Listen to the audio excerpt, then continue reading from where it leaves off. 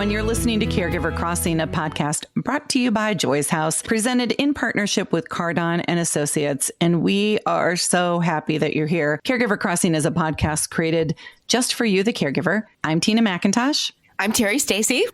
Oh, no middle name today. Terry Lynn Stacy. No middle name today or where I live. Well, okay, this is that all might you're going to work get out from me fine. at this moment. Because we have a great guest waiting in the wings.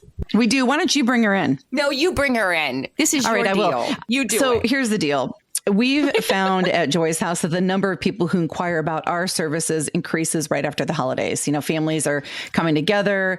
They start to see some changes with their parents or grandparents or somebody that they love. And they're, often hidden by these like shorter visits throughout the year. And so today we have the best with us. We are joined by attorney and counselor at law, Anastasia Demos Mills, who candidly is our board of director chair at Joy's House.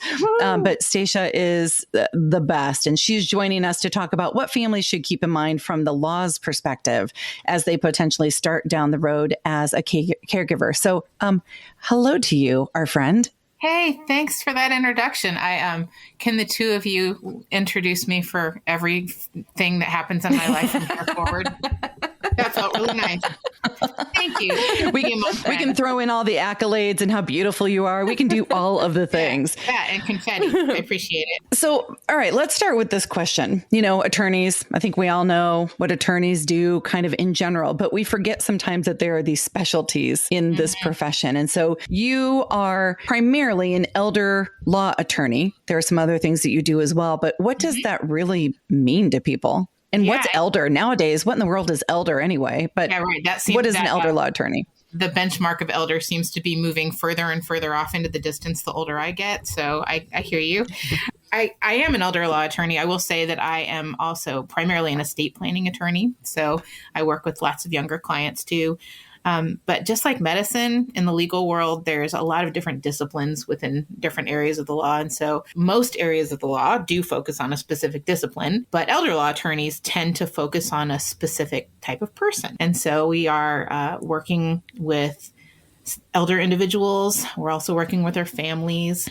And I consider it to be a really holistic area of the law because you are doing a whole bunch of different things at once. And you're helping to preserve assets, plan for long-term care, to provide creative ways to use existing resources to preserve resources and independence. So we can help the elders and their loved ones to chart their course and connect them to other professionals and community resources like Joy's House.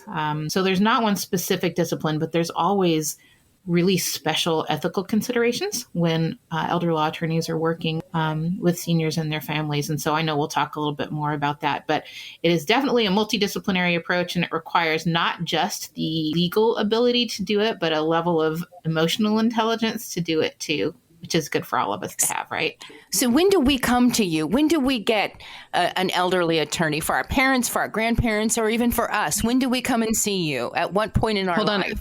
I do want to clarify, it's not an elderly attorney, although Stacia is getting older with every passing day. Thanks, guys. An elder law attorney, just want to put that out there. So I think that was very smart of you to clear that up.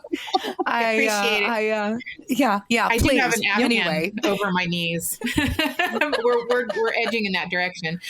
That's a good question, though, Terry. Honestly, I know that it is. Maybe it's overly optimistic or an occupational hazard that I would say so, but the sooner that an elder or their family can muster up the fortitude to start these conversations over a Thanksgiving table and then move to a lawyer's office, the better. What often happens, and I know that our friends at Joy's House see this too, is that there may be an emergent health event or a specific situation that triggers the immediate need to start having these conversations. But my goodness, to be able to do it when people are healthy and well and can make intentional choices is so much more empowering and is so much better. So I always encourage that. I will say you can't always anticipate when we sometimes lightheartedly refer to this as springing a leak, when somebody might spring a leak and need some extra help.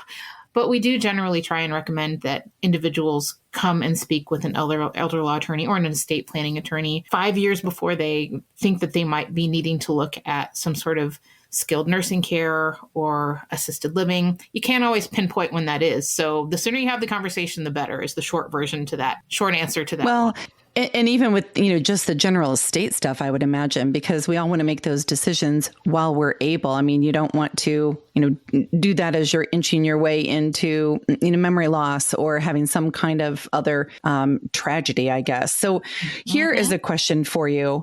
How do you do this with somebody who is, how do we say, stubborn?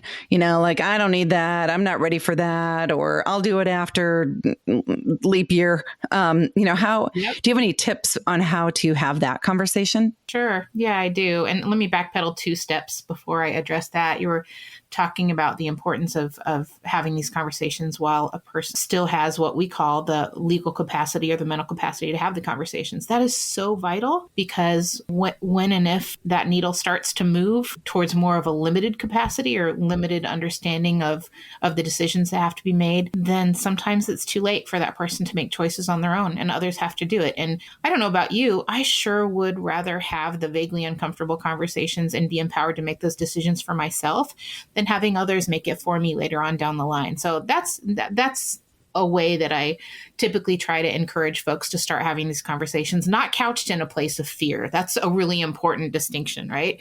I don't ever want these conversations to be couched in a place of fear, more the empowerment perspective. One way that I've seen people broach this subject with loved ones is to say, hey, we just had a really uncomfortable conversation by conducting some of our own estate planning and contemplating our own mortality. And that felt kind of strange, but I feel so much better now that I've done it. Can I ask if you guys have ever considered doing this? And sometimes that opens up conversations that otherwise might feel inaccessible. So that's an option. That's a great way to approach it. I love that. I will love that, and I will remember how to do that. That is a beautiful way to do it. So there is a way for me to help the person I love, my parents, without taking away all of their control, right? Yeah, there are, and that is also that gives rise to so many different ethical considerations for a legal advocate who's helping that elder.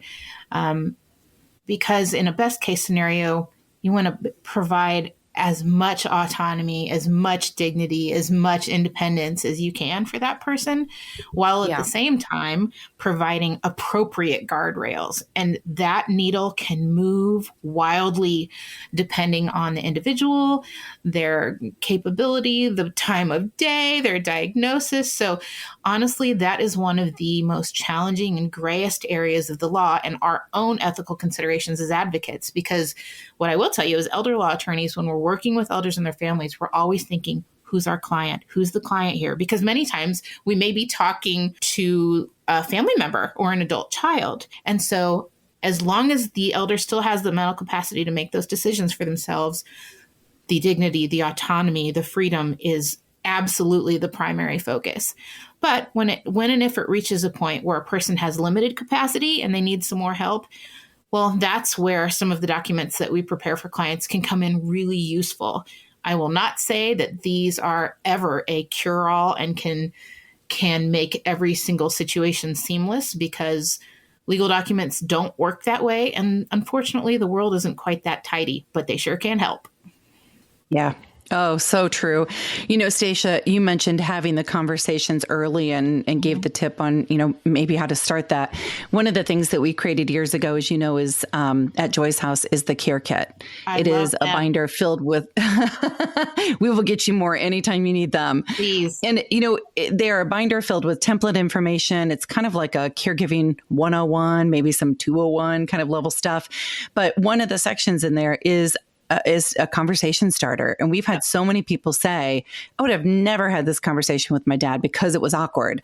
But because it was in the care kit and it was a section we had to complete, we did it. Right. And I'm so glad because now I know. Yeah. And so, there are those tricks, I think, as well. And I know, Stacia, if people work with you, anytime you need the care kits, we will supply them. So let's talk about that. I'm running low on my supply, and I love to give them out because they are in some ways just as valuable as the documents that we create for clients. Not to ever talk myself out of a job, but legitimately, we can provide estate planning documents. We can do healthcare directives and powers of attorney, but we're not going to be able to tell anybody what medication interactions an individual might have. We're not going to be able to say what your passwords are for your Google accounts. We're not going to be able to tell you who the electrician is for your house. So the care kit is an absolutely indispensable piece of it. And so I think that's part of the mark of a good attorney too, is knowing what's out of our lane and knowing how to best connect to other community resources like you guys. Well, thank you. And I, knowing you as well as I do through your board involvement at Joy's House and your reputation and the work you do in the community, I have a question for you. When you were a little girl, did you ever think, I'm going to grow up and be an elder law attorney? That's my jam. So I grew up playing accordion with my very Greek family, and I oddly knew that I was an advocate from a really early age. Initially, that was in the area of adoption law. And then I swiftly realized how much I just love working with families in general. And estate planning and elder law is the most beautiful area because you get to know a family over lots of different generations and form relationships with people. And so relationships are what make me tick in my work. I know it is for you too. And the relational aspects of this work are so vitally important because it is only in conversations, vulnerable conversations with trusted advisors, that you can get to the heart of what a person's long-term care goals and estate planning goals are. So does that help? I feel like I kind of went off. It does. And you're just, honestly, I'm watching Terry and Candace. I can see them on the screen watching you. And, we hold on to every word you say about everything. And people trust you so naturally. And so we're going to have you back for another episode where we talk about really fun things like trust and probate and all of the other words. So we will do that as a part 2 to this. But in the meantime, how do people find you? If they have more questions or if they want to hire you, how do they go about that? Yeah, sure. Well, you've heard of the internet. That's a good place to start. So you can always visit our website at, ready for this, www.demosmillslaw.com. So www.demosmillslaw.com. We have a little contact button there. We've been here in our physical offices in Broader Bowl. We've been here for, oh my goodness, this is our 23rd year. We're still here. I'm so glad. Wow. And I love this work, and I'm happy to help or act as a connector. Sometimes that's our best role too. Sometimes we're the best people to help. Sometimes it's best for us to say, hey, that's a little out of our lane, but here's somebody who can. Stacia, thank you. Thank you so much for joining us. We look forward to our next conversation with Stacia. And as we close the show, just want to remind you all that you can contact Tina McIntosh for more info and resources to help you through the journey of caregiving. You can reach her at tina@joyshouse.org. And also our thanks to our sponsors, Caregiver Crossing, supported by Cardon and Associates, with 20 communities owned, operated, or managed in the Midwest and more than 40 years of senior living experience. Cardon and Associates provides residents with the best senior living options and personalized service. Thank you all so much for joining us today. Until next time, take good care of each other, and we'll see you on Caregiver Crossing.